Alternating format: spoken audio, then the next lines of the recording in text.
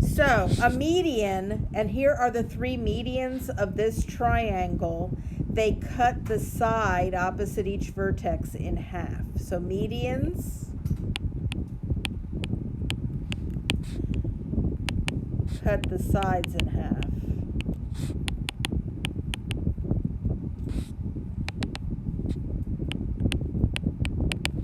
Okay, that point in the middle, this point right here is called the centroid.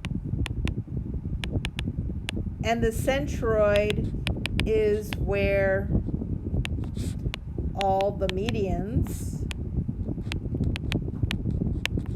intersect or concur. Concur means where what they have in common. They have that one point in common. So the thing to feast your eyes on, as every median, if you look at it from the two parts that it creates with the centroid, has a short piece and a long piece. You see it?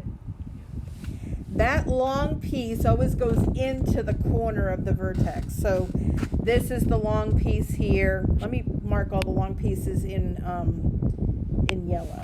Okay, so this is the long piece, that's the long piece, and this is the long piece. You see how it goes into the vertex? And the little short pieces are here, here, and here. Well, when we see the long piece is twice as long as the short piece. So if this guy is x, this guy is 2x. And the whole thing is what? When you add x plus 2x, what do you get? 3x. So the whole thing is 3x. The short piece is x, and the long piece is 2x. Who does not understand? Let's say in this picture that BF equals 4. Find BE. If BE is 4, we know this is the long guy, and he is twice the size of this guy. So this guy is half of BE, so it's 2. So the whole thing is 6. Do you see that? So here they give you WK. And is WK the short piece of KC, or is it the long piece? The short piece. And then they give you the whole thing, CK. So 9. I'm going to go ahead and combine these into one fraction. So I have told you that this long guy here is twice the short guy, right?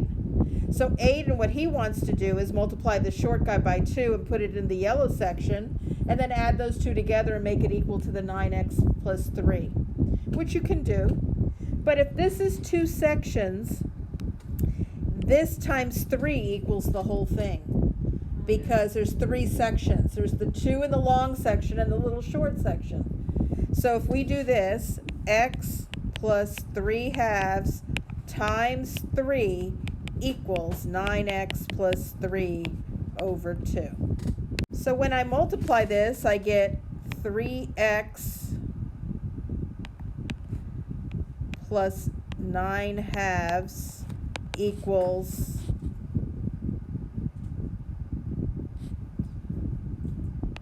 9x plus 3 over 2. Okay? The thing that's most annoying about this equation is the 2 downstairs. It kind of gets confusing, right?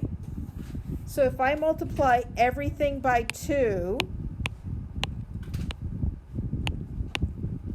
and do it carefully, on the left side I get 6x plus 9 because the 2's bite the dust here when I multiply it by 9 halves.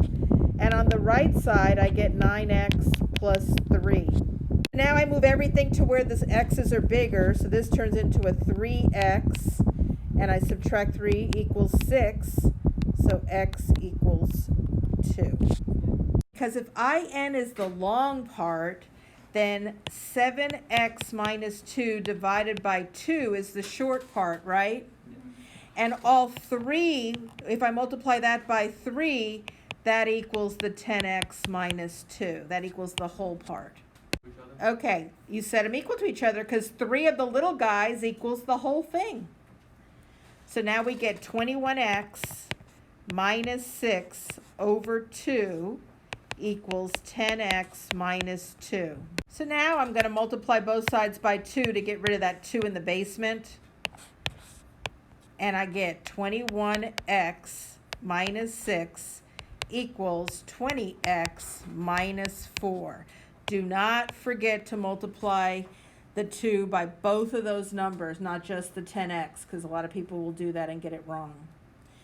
And when you move the 20x over, you get x, and when you move the 6 over, you get 2. So they asked us to find x, and we found x.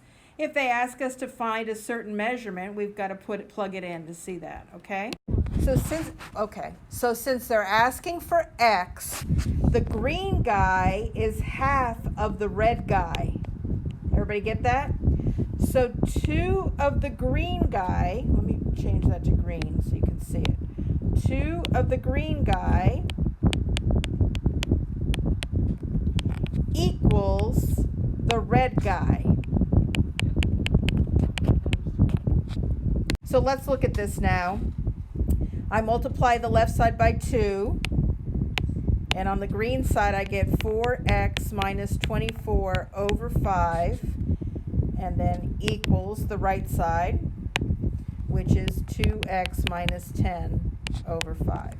Both sides, I would multiply both sides by 5 to get rid of those pesky 5s, and now I have 4x minus 24 equals 2x minus 10. When I subtract 2x, I get 2x. When I add 24 over here, I get 14. So I get x equals 7.